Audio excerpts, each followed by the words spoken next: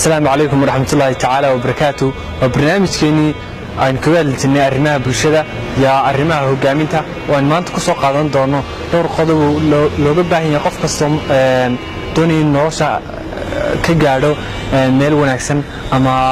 ميل عنه يكسنيا إنه قضبضن أساسي جوا إنه السمية كويس إنه كسر قادن دارنا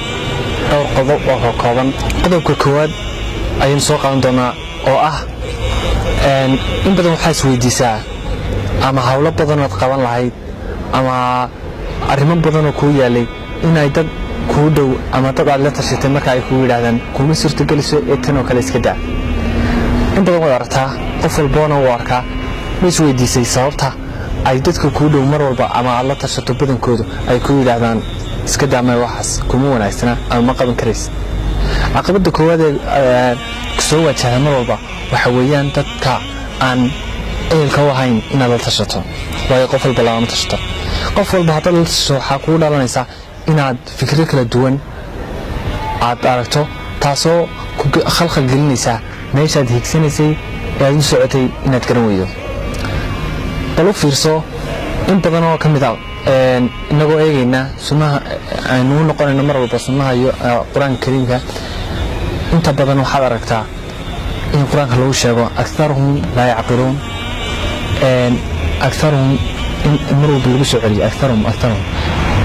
ay inta wax ku sheegaysa ee wax ku dhinaca wanaagsan kala talaysa wa qaliilun min ibadihi shakur quraanka ilaahay ku jirta marka inta yarba mar walba saxan bulshada Soomaaliyeed waxay ka hadlaan mar walba wadar iyo waaxid keeba saxan sayidayeen wadar ba saxan laakiin waxaan ku sheegayaa musliminay taas khalad tahay laakiin ay saxdo tahay dadka yar ayaa mar walba kugu dhiirigelinaya inaad hore socoto tusaale kale haddaan kusoo qaado ambiyadii oo dhan waxaad garanaysaa dadkooda marka laga soo dhex saarayay in ay dadka badankoodu ay diidanaayeen oo ay lahaayeen waa khaldan tahay oo sixroolaa tahay nabi maxamed ibraahim kaahin baa tahay wax walba waad garanaysaan bal u fiirso haddii bulshadii aad ku dhex noolayd adoo keligaaya lagaa dhex qaado oo lagu yiraahdo naga bax ay halkan ku yiraahdaan ehelkiinu waxaan hubaa inaad oran lahayd waxaas uu khaldan yahay waayo bulshadii oo dhan bay sheegteen inuu khaldan yahay laakiin aadan ku sii dhawradeegteen waxaan ka codsanayaa ama kugu dhiirigelinayaa in wax kastoo lagu yiraahdo way khaldan yihiin hataa adigu door bidon saxan yahay inaad ku dhaqaaqdo qodobka labaad ee ku soo qaadanaya waxa weeyaan mar walba waxaad ku andacootaa ama naftaada kugu sheekaysaa ma qaban karaysid waqtigeeda ma joogtid agabkii aad ku qaban lahayd ma haysatid waqti aad ku qabsan lahayd ma haysatid wixii waxa ku gaarsiinay ma haysatid waxaasoo dhan naftaada kugu sheekaynaysa waxaan kuu sheegayaa waxaasoo dhan inaysan hayn sabab aad ku dayso waxaad hiigsanayso oo aad kaa baajisa arintayada bal u fiirso aan tusaale ku siiyo yacni waxay yidhaahdaan qaacidaya waxay tahay wabilmithaali yatadaxu المقال waxay ku cadeeyeen tusaaluhu waxa lagu soo jeedinay ama wax laga leeyahay haddaan tusaale ku soo qaado dadka himilada gaadhay ay lahaayeen ama yoolkii ay lahaayeen nolosha ka lahaayeen ka gaadhay haddaan dadka mucaasiriinta ay hadda joogo ku soo qaado Bill Gates yacni jaamacadda muu gelin waxay يعني وحال يا سومالي waxay tahay ama ay ku andacoodan gaalada ilaahay baa fududiyay waxay adduunka ilaahay fududiyay jiro adduunka qof walba ilaahay wuxuu fududiyay qof walba oo dhaqaaqa ama u socda ama waqti galiya ama ku celceliya ayuu ilaahay fududiyay laakiin haddana waxba qabsan ilaahay baa fududiyay kuma noqonayso sabab aad kaga tugsato waxaan doonayso soo qaado maxaan ku sheegay ninka sameeyay company-ga weyn ee Apple oo adduunka hadda international companies ka jira ma haysan agab ay ku bilaabaan waxay ku bilaabeen ama inay soo qaataan agab ay soo amaahdeen si dib isaga bixiyaan waxaas waxyaabo badan la mid ah waxay ugu dhiirigelinayaan ama ku sheegayaan nolosha dunyada la maraya in ay tahay ninba intuu ku talaabsado intuu hore u dhaqaaqo intuu kaco waqtigu galiyo ayay u baalo oo qarsoomo hataa saaxato oo tirada maxaa wax u heli waayay suurtagal ma mid kale ogow waxa la yiraahdaa waa nasiib waxaas adduunka wax nasiib leeyahay kama shaqeeyo nin walba intuu waqti geliyo oo hore ugu socdo oo hamiga u hayo ayuunbuu gaadhaa. tusaalayaal badan ayaa kugu filan.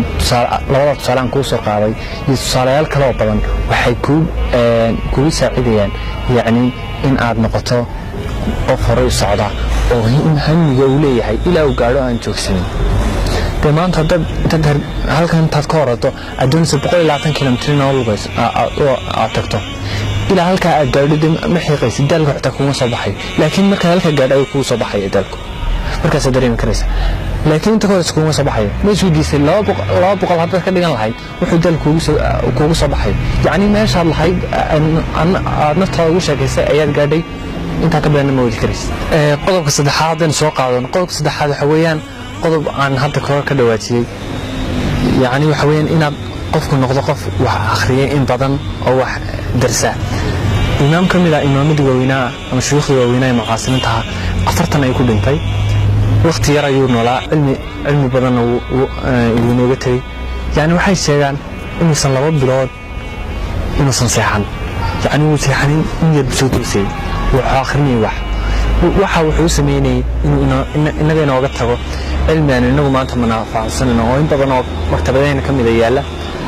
wuxuu waxaasoo dhan soo jeeday waqtiga u geliyey inuu intaasoo dhan inaga inooga tago oo cilmiga inaga inoo kaydiyo. isku day habeenkii inaad 2 jeer soo kacdo, wax akhrisato, salaatuleylka tukato oo ilaahay barido. arrimahaasi arrimo la mid ah waxay kugu saacidayaan inaad noqoto qof mar walba habiya oo degan oo nolosha mustaqbal dheer ka hiigsanaya. waxaan ku soo gabagabeynaynaa qodobkeennan afraad oo noqonaya mar walba aynu ka dhigno waana guud iyo fikrad ahaan bulshadu say u arkayaan qof walba waxaan kula talin karayo. kaasoon hadda kula talinaya dhallinyarada Soomaalida ee maanta nool. waxay haystaan jaanisyo badan oo aysan haysan kuwii hore. maanta cilmigu meel walba u yaallaa.